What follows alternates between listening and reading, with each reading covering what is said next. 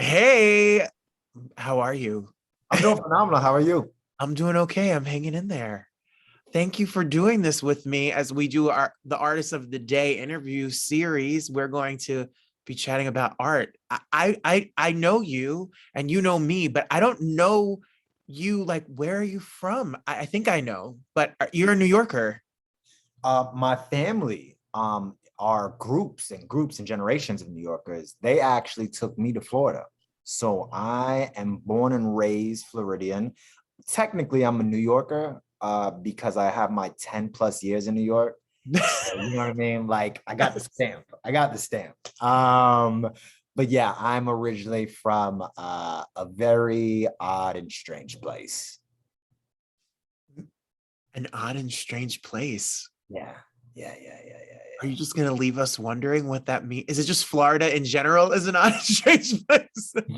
Florida in general, I grew up partly in Orlando and Miami. And, it's odd because of the infusion of culture. Florida, I say in many ways, doesn't have a culture. New York has a culture. Chicago has a culture. Mississippi, Texas has a culture. The reason why Florida doesn't have a culture is because it's a mix of cultures. If you look at northern Florida, even some parts of central Florida, it's very southern, right? And the more north that you go in Florida, the more south it gets, especially being closer to the southern states. But when you go from central Florida down, you see a lot more diversity. Hispanics, Caribbean, Asians, New Yorkers, old people, really mixed in this conundrum. And so you don't really know what to make of it. You see the influences of New York, you see the influences of Latin American, Caribbean, and you would think that would be something similar to New York, where people are embracing diversity. But in True. my experience, it's quite the opposite. It's quite isolated, and there's quite a more level of racism because of that, which makes it a very strange place That to be. is a really interesting point. I aside from my art, I teach and I explain to my students we are from in a predominantly Hispanic culture, and it's town. They're all first generation Americans that have come here from South and Central America, and I try to. They think that America looks like the city they live in, but if you, I'm in New Jersey, so if you go two towns over, it's a very Korean populated town where a lot of the stores and everything is in that language. So it's so interesting to see individual neighborhoods and culture in certain areas where certain parts of this country that doesn't exist. There is no Korean town. There is no Hispanic neighborhood. There Yeah, is no. It looks completely different for sure. exactly. Exactly. When did you realize you had the bug, the blessing and the curse that is you being an artist? It's a blessing. I'm joking, but when did you decide this is what you wanted to do? Yeah, I just wanted to take a stab at acting right out of college. So right after college, I really had no idea what I want to do in life. And I was just like, you know what? I'm gonna try acting. And I wanted to try acting where at a particular school where I knew some of my favorite actors were at, which is Stella out of the studio. And I did that because of Marlon Brando and because of Robert De Niro.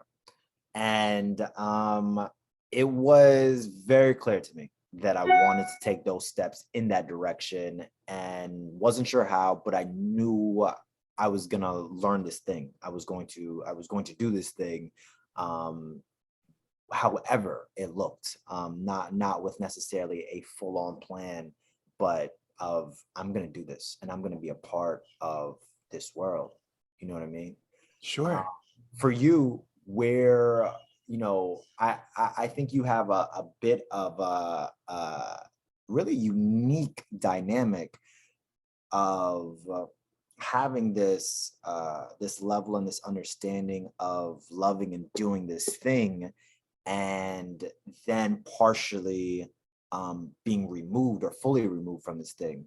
So how is your first step into loving, second step coming out, and third step coming back in been the fuel that you run on in terms of your inspiration, your creativity, and more so your drive and pull to where you're at now? Thanks. That's a great question. I my elementary school did a really cheesy, cute play in 5th grade of The Wizard of Oz, and I was cast as the Tin Man, and I wasn't good. And I remember the audience laughing when I sang, but instead of being afraid of it, I, at a young age, wanted to know how to do it because I liked the process. So I begged my father, who was the basketball coach of like my little intramural basketball team, who was trying to teach me how to hit a baseball. I was like, I don't want to do this anymore. I want to go to singing lessons. And to his credit, my parents were very supportive. So that, firstly, I'm very lucky that they got that I marched to this other type of drum than what he thought his son was going to do. And I just started to study it, and I read at a young age. Like, I watched the greats. I watched Sammy Davis Jr. and I watched, the Sinatra and of that time. Like, I watched like the old Johnny Carson show. My dad had VHS tapes of the Johnny Carson show, and I would put them in and hear Diana Washington sing or hear Ella Fitzgerald. I just wanted to know about the people. That I was an old soul. So I just took it and ran, and I ended up going to Juilliard prep for high school. And I didn't really understand what that all meant even at 13. I didn't know it was a big deal. Other people made a big deal about it. And then when I got sick with meningitis, and I was out of I never had a normal year in high school ever. I never took a high school gym class. I never took certain classes that people take in. I was not there. I was in Baltimore getting medical treatment for 3 years. So I gave it all up and thought I did what I was supposed to do, became a school teacher and got married and lived the all-American quote unquote life. And when my divorce happened, I was so lost because I had given 16 years to that idea that I didn't really remember what or who I really was and what made me happy other than my relationship. Like, codependent, no more, like, for real. Serious business, lots of therapy. So when I came out of it, my therapist was like, what do you like to do for fun? And I didn't have an answer. What is your passion? And I didn't have an answer. So it was a journey of trying to figure out what are the things that really make me tick, and going to see theater in New York and Broadway shows and stuff. It made me realize how much I miss the arts. So I dreamed of having a life with friends that are artists and people who created art and have the courage to do that. So slowly but surely, I've just been like, let's do it. Yeah. Yeah. Yeah. Yeah. There's so many important takeaways from that. Everything from the facade and the illusion that is created, which unfortunately we could have a whole other conversation about this, but the structure of American society and culture which completely stems from capitalism, and this idea of what you talked about is poison. It is like poison that we like sell the world. We do. You know what I mean? I think what's really, really beautiful is the takeaway and what I hear as a dominant central theme from what you were just speaking on is courage. It's courage. It's courage to break away. It's courage to find yourself. It's courage for happiness. It's courage to dream. And it's even more courage to dare to dream, to actually take action to it. Well, thank you. I don't always I'm sure the same with you, and you're a very courageous individual as well. And I think that bold personalities, which I may be so inclined to say we probably both have, to say this is what we are going to do, there's something that we want to do. It is not always easy, and it's lonely, because the only person who's really like out there fighting the fight for a project that you love or a project that I love that I'm doing is ourselves. We have people who support us, but at the end of the day, like, you have to go to work, and it takes a certain type of drive and work ethic. And when I've spoken to students or a college musical theater, I did a show in Monmouth University 2 years ago, and I spoke to the students, and a lot of them are like, how do you make friends who are artists? How do you make famous friends who are going to hire you to do things? How do you start? And I wish there was a magic answer to all of that. Everyone's journey is so different. I think it takes a step and a lot of courage. It takes a lot of courage to put yourself out there. And showing up is like such a big part of the battle, and really like own it. Like, I'm doing this, come hell or high water, I'm going to do it. That's right. And that is a big thing. So I don't know. My therapist once said to me, you could have it all. And I was like, what does that mean? And she was like, you could have it all. And I was like, what? I don't know what that means. Yeah. She's, you can have a personal life. You can have a relationship. You can have your artistic life. You can make money. You can you don't have to sacrifice those things to have one of them. The right thing, all of it will come into place. I never understood that. I never understood that. I thought it was always one or the other. I didn't understand that the right people will in the right kind of not sacrifices, but managing yourself well, you can have it all. We've spoken in the past, and I want to ask you about this idea that artists are broke, unsuccessful, we're all waiting tables and we're all miserable and unhappy, and no one ever hires us. What have you learned in the process of becoming an artist? You have a television series, you have events, which we'll talk about in 1 second, but what is your idea? What does the real life of being an artist look like? I think ultimately, if I was going to sum it up, is to serve. My brother and I yesterday were walking around and just enjoying the evening, and we stumbled on this ceremony. And I cannot tell you what culture it comes from. We saw sombreros with like these Balinese masks, and these people were dancing, and we have no idea how long they were dancing, or again, where the origin of this comes from. I don't know these people. I wasn't able to see them without their masks. I'm not sure if these people made any money. I'm not sure if they are given any level of notoriety by their own community. But what's so clear in what they were doing, and what a lot of street performers do in New York, is they're serving. They're serving. They are serving something that is much greater than themselves. And for me, I constantly have to work from that place. And I definitely have to work from that place when my ego is like, I'm this and I'm that and I'm special. But am I really? And the question is yes and no. I am because I'm one of one, right? You are because you're one of one. I'm not because we're all special. You all have something to offer. And understanding that line, and understanding that what your gift is part of your process on this journey, on this planet, to ultimately give to other people, to serve other people.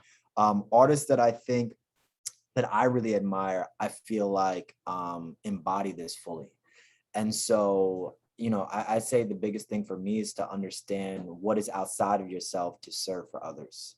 And artistry doesn't have to be being a musician, being a director. Artistry can be making food, because depending on who that chef is and how they whip that up, it's some lovely art or some shitty ass art. Like, that's my brother all day. That's his, like, he loves like the Michelin star muckety muck, like, here's the food that's this big, and I'm like, why did I pay $400 to eat something this big? But there's like hours of work and preparation and science behind that. There's an art in all of it. Exactly. Do you find yourself, because I know you've done a lot, not only working on Broadway, but also touring and really pushing out your music, that lifestyle, I imagine, is very tiresome in terms of the amount of shows that you do. When you get into that place, and of course you love what you do, right? There are moments where you're like, I'm fucking tired. I want a bubble bath. I want a glass of champagne, and I want to chill. When you get into those moments of working a lot in your craft, where are you pulling from? Where are you reflecting from? What is that extra sauce that gets you ready to give it to your audience? There are moments where I have done a lot, living in two worlds, in the sense that at 8:30 on Monday morning, I have to be in room 214 at Horace Mann School with 34 kids looking at me.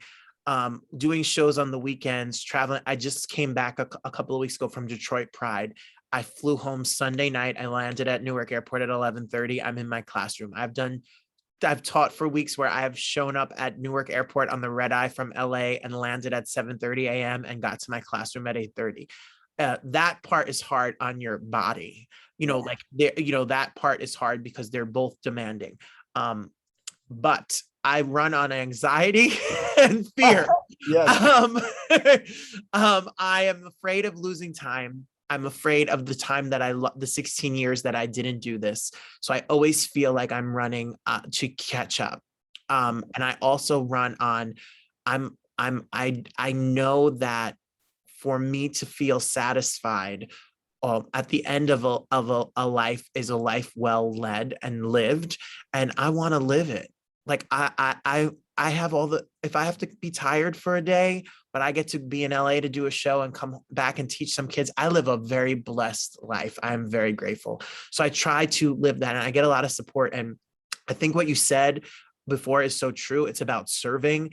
It's a calling. It's like a priesthood. It's like in that way. Say that. It is a calling because it is a heartbreaking job. It is a hard job. You have to have a lot of people who tell you no to get to where you want to go. And you don't do it because you're looking for fame. You don't do it because you want to be, buy a jet. You do it because it's something inside of you. It's not, and if you have that bug, it's not going away. No, it's always going to be there. Your life. That's right. That's right. It will chase you the rest. So I've tried the inspiration has come from leaning into it. And if I feel a certain way, maybe a big giant portion of the people who look at my music or look at what I do are not into it, but there is a giant portion of people that will be. So it's like being president of the United States. If you're president of the United States, half the country didn't vote for you. Half the country doesn't like you, but there's a group of people that do, and it's important to know both sides. And for me, I can get really in my feelings about, is it good enough? Am I good enough? I'm very insecure. We all of us have insecurities. But I look at it like, if I'm brave enough to put it out there, I'm just going to be brave enough to put it out there, then it's going to hopefully touch somebody. And when you hear back from people, you get feedback from people, it makes all the sacrifices definitely worthwhile. That's right. You are a multi hyphenate actor, director, writer, producer, everything you could think of. He probably makes the food on set. He probably holds the lights. He does edits. I don't know what else you do. Promote it, everything. Your newest it's a big deal. The last Bodega in Brooklyn is going to be at film festivals everywhere before it's on your streaming devices and televisions and airplanes and wherever it's going. I just feel it.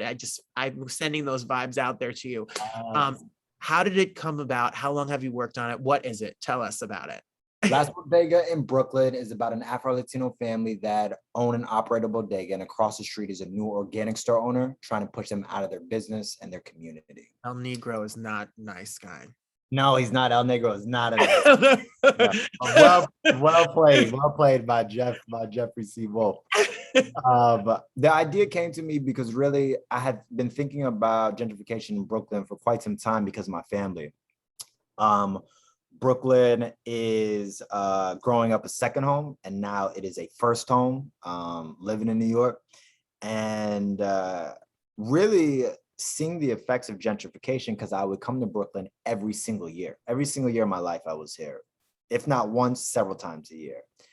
And as I saw the neighborhood transform, it really was jarring, actually. In the sense where I would get dizzy because I could not remember certain blocks anymore. And more importantly, I wondered how it had an effect on my family. And I wondered how it had an effect on other families that I knew in the neighborhood. And I was just playing with different ideas. I was like, should I do a documentary? Should I make a movie? How should I do this thing? And, something that I like to take in account for is like, all right, well, what's out there in TV land? And what can I do to add? And something that I thought was imperative was to show siblings. We don't see so many siblings, especially for people of color. right? And siblings are so important. You love them, you hate them. Of course. It is such a touchy area for so many people. And I love this dynamic of creating a sibling relationship about an Afro-Latino family, which is an underrepresented group, and people that are getting marginalized in gentrified neighborhoods. I felt like this speaks directly to my family, where my family's from. I feel like it's a way to tell the story of my tribe, and Brooklyn would be the tribe. And that was how that idea came about. Well, I was lucky enough to see a couple of minutes of, I was able to see the beginning of the show, First episode, yeah. the first episode. And what struck me about it, if I may say so, and I had text you immediately, was being someone from the tri-state area my whole life, like being born and raised in Jersey, and being in New York so much, and knowing the communities we were talking about before. And the relationship between you and your sister on the show is so authentic. It's so the banter and the humor. It made me laugh out loud, funny. But you ready? You could see the direction that it's going to take. That this is not just a comedic piece, even though it's really funny and relevant. It's relevant, and it has a statement to be made. But the acting, but as actors, I loved the acting because you guys are just firing back and forth at one another. It looked like fun. I had FOMO from it because I was like, this is the stuff that you want to do. Like, this is the projects you wanted with the people you want to work with. Yeah. How did you cast it? I cast it based on people I went to school with. I went to William Esper Studio, and really the actress who plays my sister, Toni Collette, is a phenomenal actress, and she's a star. The world will see Toni. There's no doubt about it. And I had already thought about who was going to be in the project. So I already envisioned Toni as my sister. I already envisioned Jeff playing El Negro.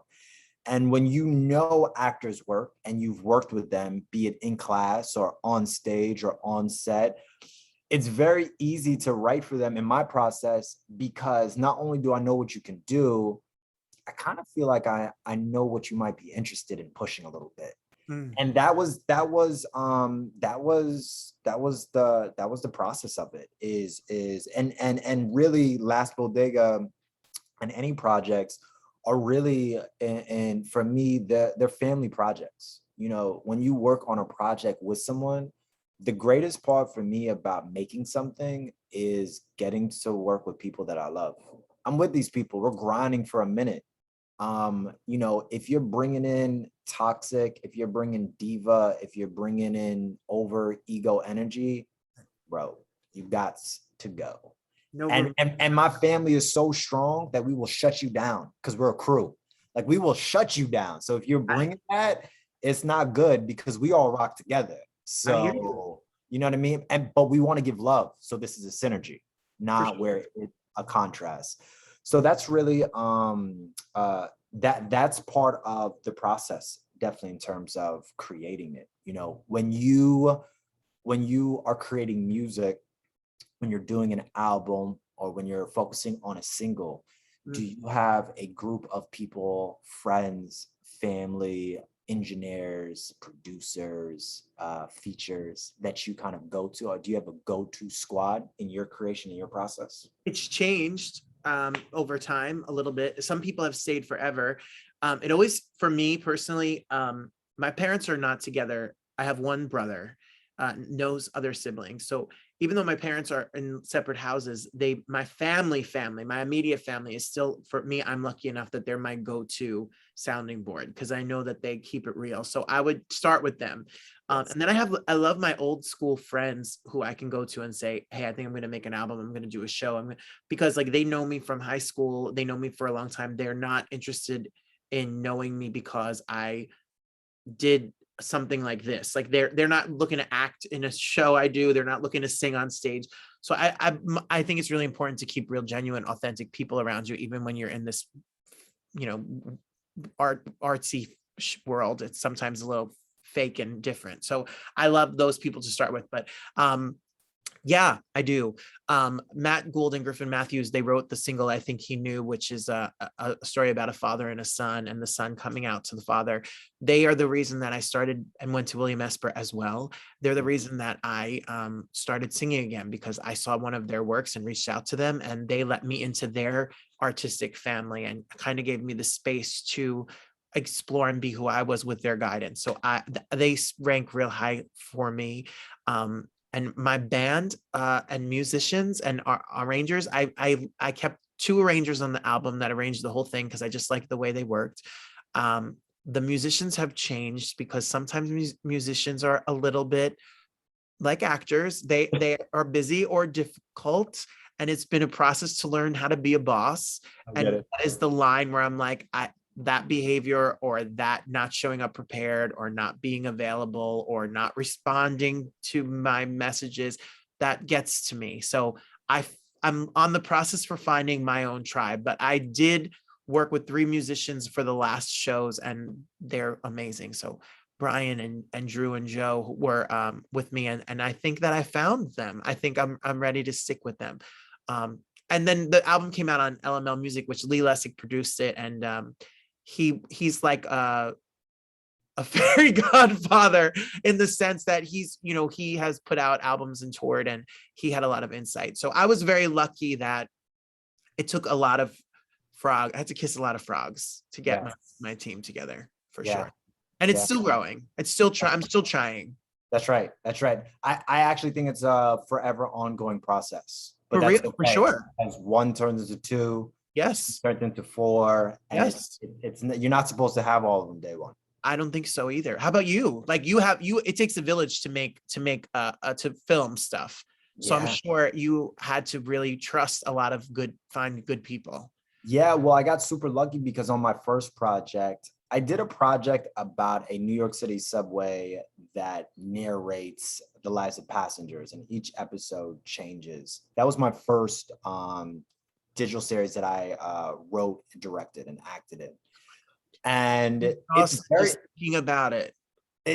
Thank you. It's very experimental because we didn't speak on the train. So all I focused on was actions and then focused on doing voiceover work later.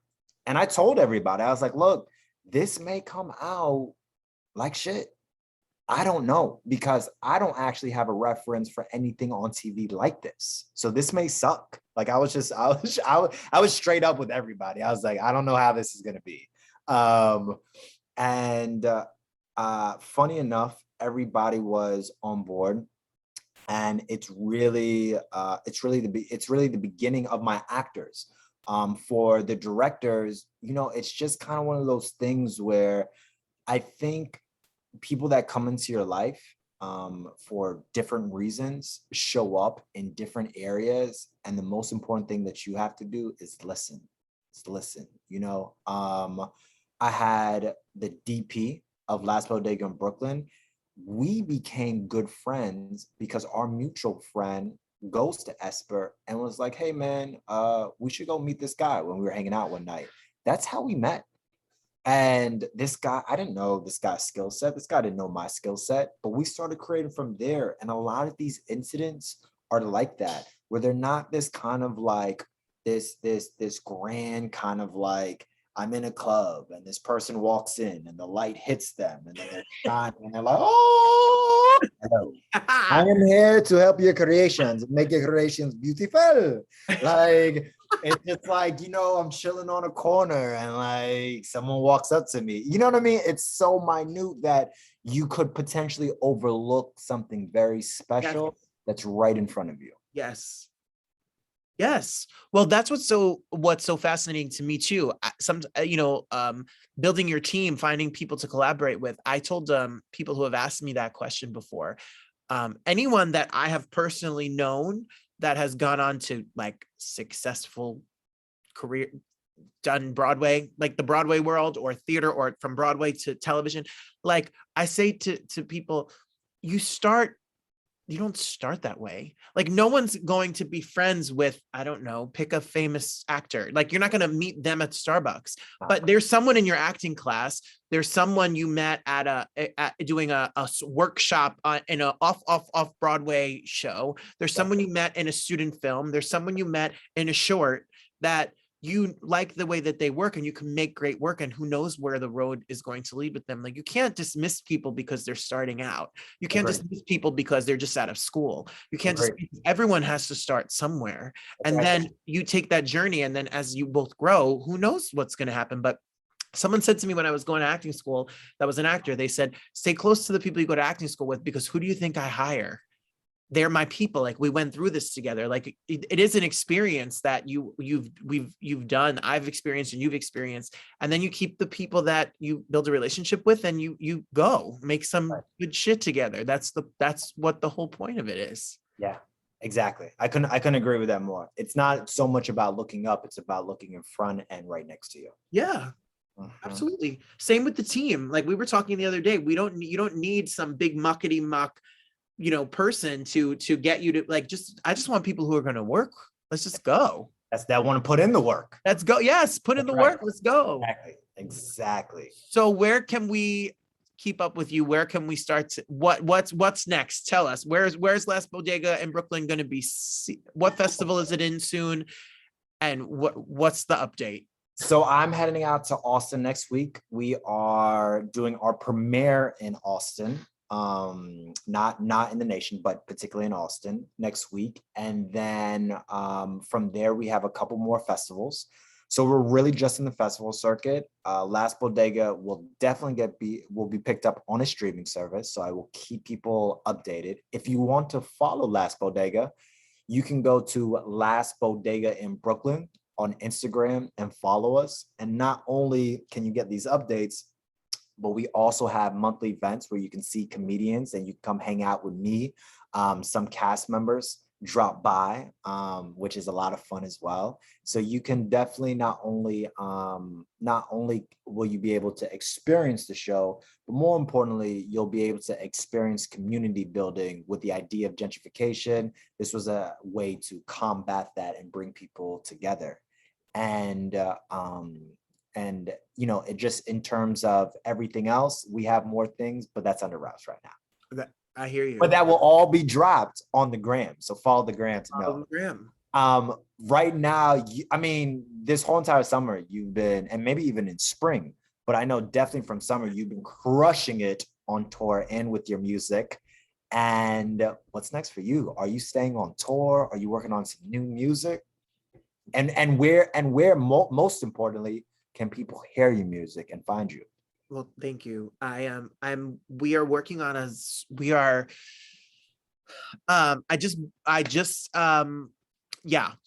have a show which isn't confirmed yet, but we're going to do a hometown. I have not done a show in Jersey since the album came out.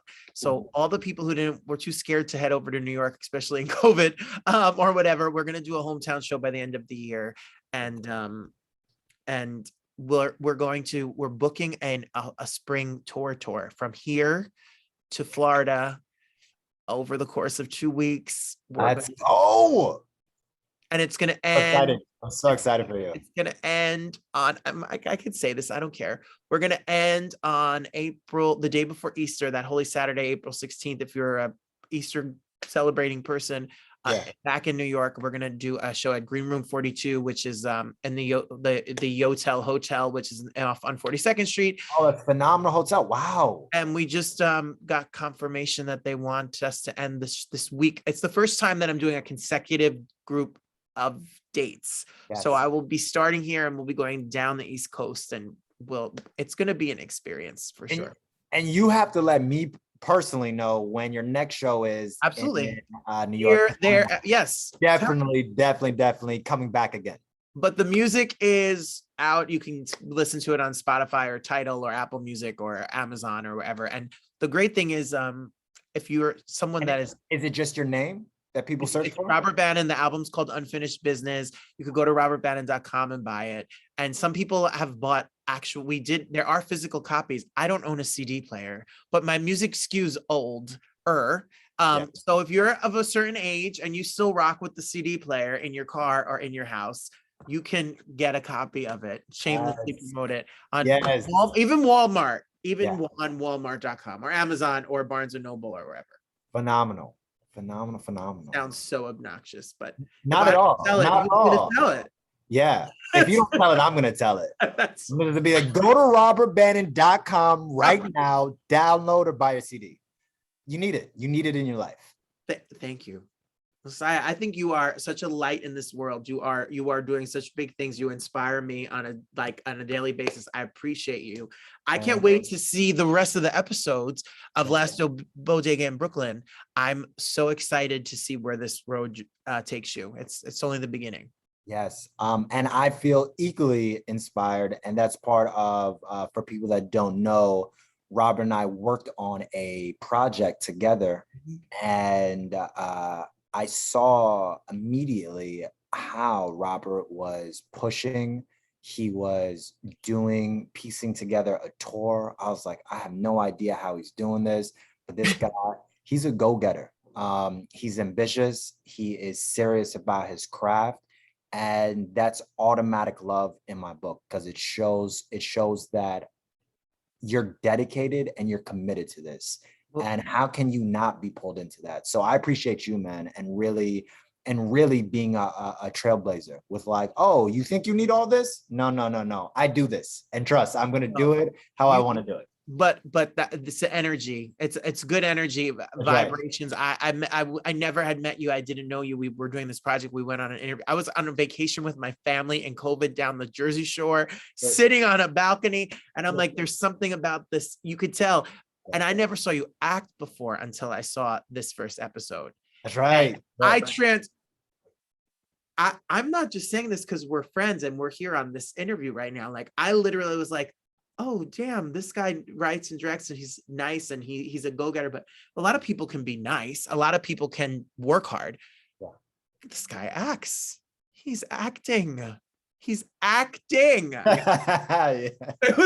It was great. I can't wait. I'm so excited for you. Thank you. I appreciate it. Same. Thank you. I'll keep in touch. Follow him. Go find him. Follow him. Get his music, please. Follow.